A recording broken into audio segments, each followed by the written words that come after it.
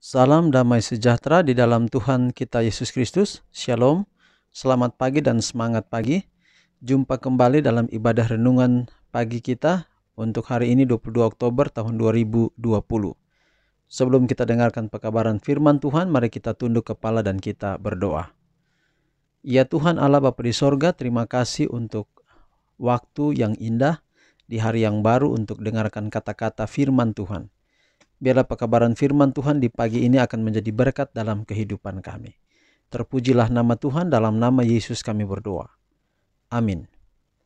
Saudaraku yang kekasih, renungan kita di hari ini dengan judul Kata-kata Persetujuan. Kata-kata persetujuan.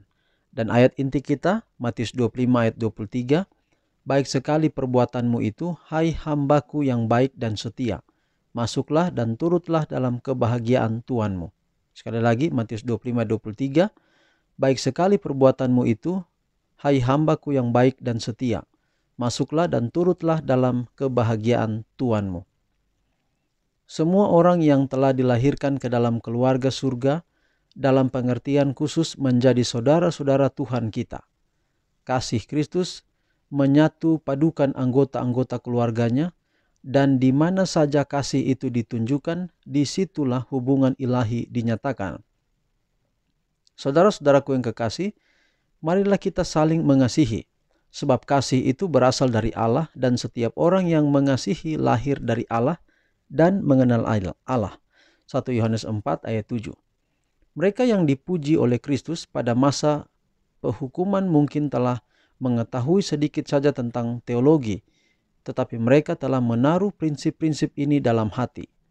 Oleh pengaruh roh ilahi, mereka telah menjadi suatu berkat bagi orang-orang yang berada di sekeliling mereka. Di antara orang kafir sekalipun, terdapatlah orang-orang yang menaruh roh keramah tamahan ini. Sebelum mereka mendengar firman hidup itu, mereka telah bersahabat dengan para misionaris, malah melayani mereka biarpun membahayakan hidup mereka sendiri. Di antara orang kafir terdapatlah orang-orang yang menyembah Allah dengan tidak mengetahuinya. Mereka yang kepadanya terang itu tidak pernah disampaikan dengan perantaraan manusia, namun mereka tidak akan binasa. Meskipun tidak mengetahui akan hukum Allah yang tertulis, mereka telah mendengar suaranya berbicara kepada mereka dalam alam, dan telah melakukan perkara-perkara yang dituntut oleh hukum. Perbuatan mereka membuktikan bahwa Roh Kudus telah menjamah hati mereka, dan mereka dikenal sebagai anak-anak Allah. Alangkah heran dan senang orang-orang yang hina di antara bangsa-bangsa dan di antara orang kafir, bila mereka akan mendengar dari bibir juru selamat, segala sesuatu yang kamu lakukan untuk salah seorang dari saudaraku yang paling hina ini, kamu telah melakukan untuk aku. Alangkah senangnya hati kasih yang tidak terbatas bila para pengikutnya memandang dengan keheranan dan kegembiraan pada perkataan persetujuannya. Tetapi kasih Kristus bukannya dibatasi pada suatu golongan saja. Ia menyamakan dirinya dengan setiap anak manusia, supaya kita boleh menjadi anggota-anggota keluarga surga. Ia menjadi anggota keluarga dunia. Ialah anak manusia, dan dengan demikian menjadi saudara bagi anak laki-laki dan anak perempuan Adam. Para pengikutnya jangan hendaknya merasa diri terpisah dari dunia yang akan binasa di sekeliling mereka. Mereka menjadi sebagian dari umat manusia dari segenap lapisan masyarakat, dan surga memandang kepada mereka sebagai saudara-saudara bagi orang berdosa dan juga bagi orang saleh. Orang-orang yang sudah jatuh, yang bersalah dan yang berdosa dirangkul oleh kasih Kristus.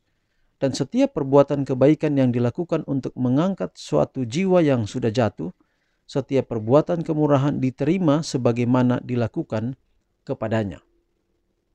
Saudaraku yang kekasih, jika kita setia, kita melakukan perkara-perkara yang baik yang Allah perkenankan kepada kita, maka di sana ada kata-kata persetujuan daripada Allah. Allah katakan bahwa baik sekali perbuatanmu itu, hai hambaku yang baik dan setia.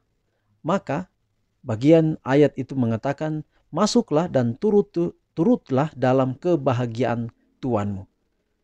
Yesus merindukan kita untuk bahagia. Dan tidak hanya bahagia sekarang ini saja, tetapi bahagia yang kekal yang nanti akan datang ketika Yesus datang pada kali yang kedua. Itu adalah berkat kemurahan rahmat Allah yang besar dalam hidup kita. Kita sementara sekarang berada dalam pergumulan bagaimana kita melawan akan kejahatan di atas dunia ini.